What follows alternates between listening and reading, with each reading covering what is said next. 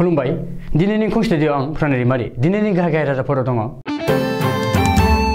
बिलासिपारानि संकसआव गोख्रै खारफुनाय गंसे बासनि साखाया गनानै साथाम जोखोम जादों। तुलिङायाव सानै सिखावा पुलिसनि आखाइनिफ्राय 1 लाख रांनि थफ्ला सिख'दों। बङाइगावनि मौथारा गामियाव चिरांनि सासे ड्राग्स फानग्राया हमजादों।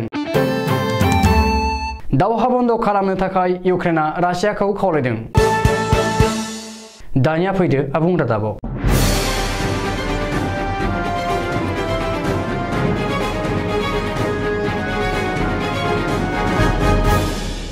शुक्रबार खालि सानजौफु समाव धुबुरी जिल्लानि बिलासिपारा संकस गामियाव 31 सि राजा लामाजों गोख्रै खारफुबाय थानाय मा मनसा मुंनि AS01JC 2611 नम्बरनि गंसे बासनि आगसि फारसे थानाय उननि साखाया थल्ल' गनानै होदों। जाहोनाव साखाथिजों एरायनाय लामा हान्थियारि साथाम सुबुङा गोब्राब जोखोम जादों।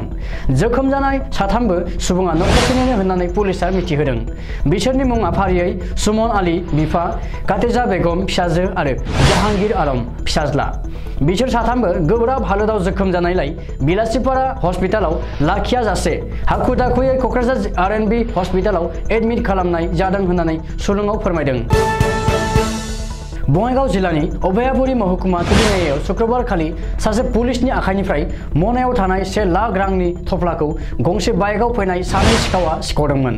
बङाइगाव जिल्लानि मानिकपुर नवापारा गामिनि थागिबि मानिक चन्द्र दासआ अभयापुरीयाव थानाय 8थि पुलिस बेटेलियनआव साख्रि मावो आरो अभयापुरी ब्रान्च भारतीय स्टेट बेंकनिफ्राय शुक्रबार खालि 1 लाख रां दिहुननानै न'नि खामानि मावनो थाखाय मानिकपुर नवापारा फारसे थांनो थाखाय अभयापुरीनिफ्राय तुलिङासिम गंसे मेजिक गारिजों फैदोंमोन।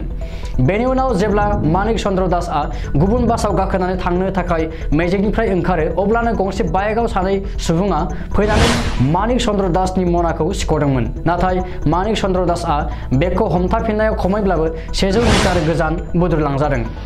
बयबो सुबुङा दावराव खालामनायाव सिखावा बेग एबा मना थफ्लाखौ नागारनानै खारनो गोनां जादों। जाहोनाव मानिक चन्द्र दासनि बिगुरफ्रा दुलुनजोबदों आरो जोखोम जादों। चिरां जिल्लानि सिमायारि गामि बङाइगाव जिल्लानि मौथारा गामियाव बङाइगाव पुलिसआ सासे ड्राग्स फानग्राखौ मोनबा ड्राग्स गोनां कन्टेनारजों लोगोसे हमदों। हमजानाय ड्राग्स फानग्रानि मुंखौ चिरां जिल्लानि खैलामैलानि थागिबि सोमखोर मुसाहारि होननानै पुलिसआ सिनायथि होदों। पुलिसनि सुलुङाव फोरमायनाय बादिब्ला ड्राग्स फानग्राया मौथारा गामियाव ड्राग्स फाननो फैदोंमोन। बे समावनो गेरुकाबारि पेट्रल पस्टनि ICSI विजय मालाकारनि दैदेननायाव फानजारि सानानै दोनखानाय फानजारियाव सोमखोर मुसाहारिया गावनि KTM बाइक नम्बर AS260 1081 आरो गंसे मबाइल फनखौबो पुलिसआ जब्द खालामदों। रासियानि गोहो आरो बोलोजों इउक्रेन बायदि फिसा हादोरा दावहा नांनानै देरहानांगौआ सिमांनिसो बाथ्रा। बेखायनो आथिखालाव इउक्रेनआ रासियाखौ दावहा दोनथ'नानै गोजोन गोरोबथा खालामनांगौ होननानै खावलायदों। मानो होनोब्ला आथिखालाव 40 घन्टा थाद'नाय गैयाजासे रासियान आर्मिया इउक्रेननि गोबां जायगायाव गाग्लोबदों। इउक्रेननि राजथावनि कियेभआवबो रासियान आर्मिया मोननै एडमिनिस्ट्रेटिभ हाउसआव रासियानि फिरफिला बिरहोदों। बेनि अनगायैबो इउक्रेननि सा 300 सो सिभिलियाननि जिउ खहा आरो 150 आर्मि जवानफोरा मुंख्लं जाबाय होननानै खौराङाव सुलुङाव मिथिनाय जादों। ओजोंहाय इउक्रेननि आर्मियाबो दाबि खालामदों दि आथिखालाव रासियानि गं 7 फाइटार जेट आरो गं 30 निबो बांसिन टेंकखौ थेर-बेथेर खालामदों आरो खमैब्लाबो सा 800 रासियान आर्मिया बे दावहायाव जिउ खोमादों होननानै मिथिहोदों। अब्लाबो नाथाय आथिखालाव इउक्रेननि हालोदा मोजां नङा। मानो होनोब्ला आथिखालाव इउक्रेनाव बेंक सिबिथाय, बिरखं सिबिथाय, ट्रेन सिबिथाय आरो मोनफ्रोमबो रोखोमनि हान्था मेलाजों लोगोसे सोरखारि मावख' फरायसालि, बेफार फालांगि गासैबो बन्द जाथ'नानै दङ।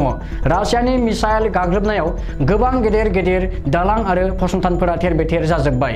बेखायनो आथिखालाव इउक्रेनआ रासियानि खाथियाव हान्थु खरायनांबाय। बेखायनो गोजोन सावरायनायनि गेजेरजों गोजोन गोरोबथा खालामनो थाखाय इउक्रेनआ गले-गले खावलायदों। सिगाङाव चाइनाखौ गेजेरारि जानानै रासियाखौ सावरायनो थाखाय हांख्रायदोंमोन। नाथाय बे बिथिङाव चाइनाया जेबो बुङाजासे सिरियै थादों। दिनैनि रादाबा एसेनोसै। गोजोन्थों।